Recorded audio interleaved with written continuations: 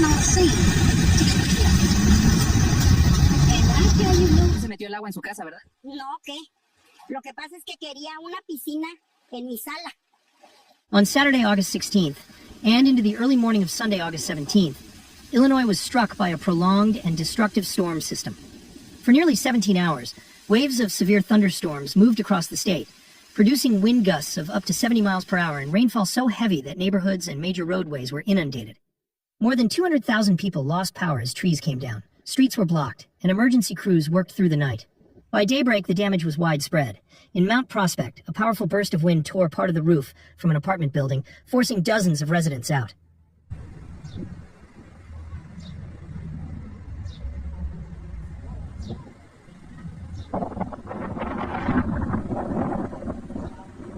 In Chicago, viaducts filled with water until cars were submerged and basements flooded.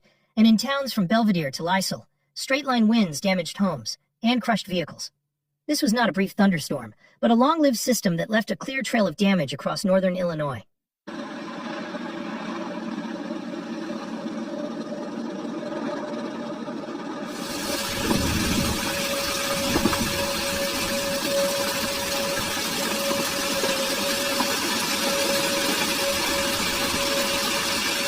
The sequence of impacts tells the story. The first round of storms developed late Saturday afternoon in northern Illinois. Belvedere was among the hardest hit.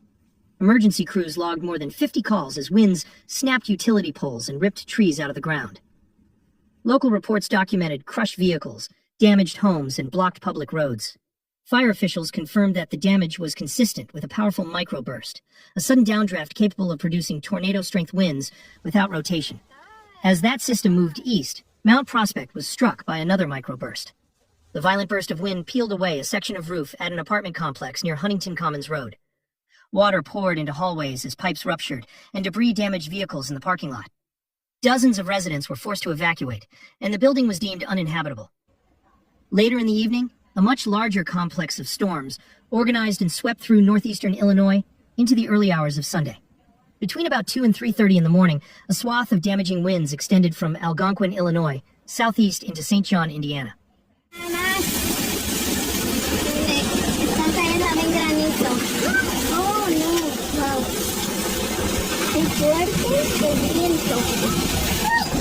Yo, I never seen a storm this bad. Look at this.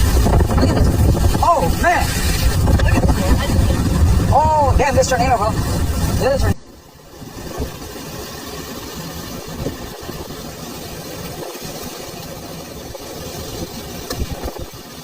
Personal weather stations recorded gusts up to 67 miles per hour, while spotters confirmed numerous downed trees and power lines across McHenry, Kane, DuPage, and Will counties. In Algonquin, a large tree crushed 3 cars. In Cary and Palatine, limbs snapped onto homes and blocked roads. These were straight-line winds, widespread and intense, striking at a time of night when many were asleep. While winds caused structural damage and power outages, flooding quickly became the dominant hazard in Chicago itself. As storms regenerated on the trailing side of the wind event, rainfall rates climbed above 2 to 4 inches per hour in parts of the western and southern metro. A weather station near Oswego reported just over 6 inches of rain in less than 12 hours, with more than 5 inches falling between 3 and 7 in the morning. Streets and viaducts on the southwest side of Chicago, including Archer Heights and Gage Park, filled rapidly. At West 47th Street and South Archer Avenue, multiple vehicles were stranded underwater. The Stevenson Expressway was temporarily closed at Pulaski as water pooled across lanes. Social media showed homeowners bailing out basements that had filled to waist level in some neighborhoods. The flooding came on top of major power outages. At the peak of the storm, ComEd reported more than 200,000 customers without electricity across northern Illinois. By Sunday night, officials said 90% of service had been restored, but tens of thousands remained without power into Monday morning, especially in areas where trees brought down poles or blocked access. Get it, cloud.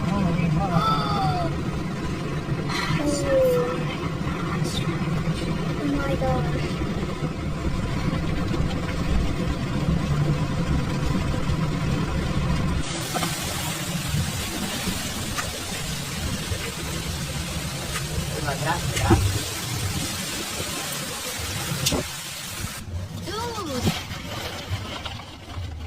Dude, the whole sign fell. Transportation and daily life were also disrupted. O'Hare International Airport issued a temporary ground stop during the evening storms, delaying hundreds of flights. In McHenry County, 70-mile-per-hour winds knocked down trees from Fox River Grove through Woodstock, cutting power and blocking roads. Farther south, Romoville and Lisle saw widespread wind damage, with vehicles trapped by downed limbs and streets closed to allow emergency crews through.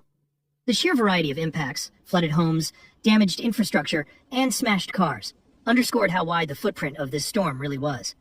Experts are clear on the causes. The National Weather Service Chicago office explained that an extremely hot and humid air mass built over Illinois during the day on Saturday. Heat index values of 100 to 105 created a highly unstable atmosphere. When the first storms developed, they tapped into that instability and quickly grew severe. As evening progressed, the storms consolidated into a mesoscale convective system, capable of maintaining strength for hours. That structure produced both a corridor of destructive winds and, as it slowed and regenerated, the torrential rains that triggered flash flooding. Local officials in Belvedere and Mount Prospect confirmed that microbursts were the drivers of the most severe damage in their towns, which fits with the meteorological analysis that straight-line winds, not tornadoes, define this event. The question now is what comes next for Illinois residents. The National Weather Service warned that another round of storms was possible Monday afternoon and evening, with damaging winds and flash flooding again possible, particularly along and south of major interstate corridors.